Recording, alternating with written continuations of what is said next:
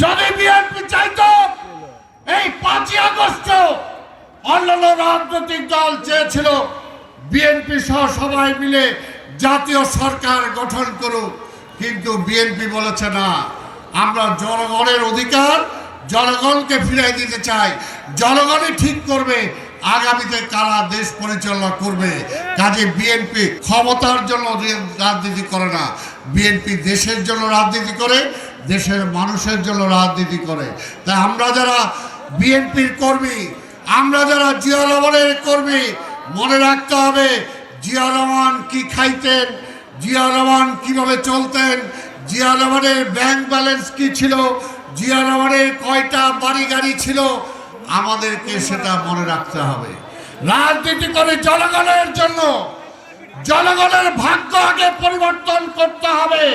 জনগণের ভাগ্য পরিবর্তন হলেই আমার ভাগ্যের পরিবর্তন হবে।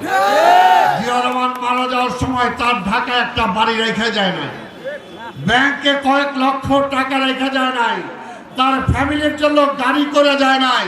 কিন্তু জিয়া রহমান না রেখে যাওয়ার কারণে তার ছেলেরা তার বউকে না খেয়ে রয়েছে। এই দেশের মানুষ সেই বেগম খালেদা জিয়া ঘর থেকে যিনি বেরোয় আসছেন 3 বার তাকে প্রধানমন্ত্রী বানাইছে, 3 বার। আমি ইনশাআল্লাহ আগামীতে আমাদের নেতা তারেক রহমান বাংলাদেশের প্রধানমন্ত্রী হবে ইনশাআল্লাহ। সেটা জনগণের ভালোবাসা দিয়ে, জনগণের সম্পদ লুট করে না, জনগণের মাথায় বাড়ি মেরে না, জনগণের পাশে থেকে।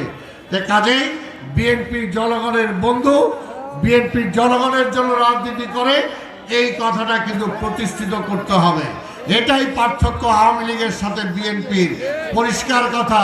আর অন্য যারা বিএনপি আর আওয়ামী লীগে মিলাইতে চান, আল্লাহর রাস্তায় মিলায়েন না, মিলায়েন না।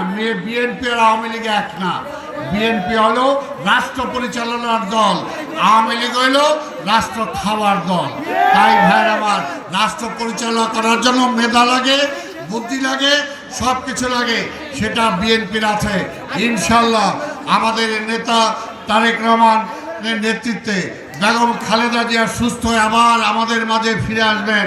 এবং আপনারা আগামী নির্বাচনে, আমি আবার বলে যাই, ধানে শীষে আলিমকে জয়যুক্ত করবেন।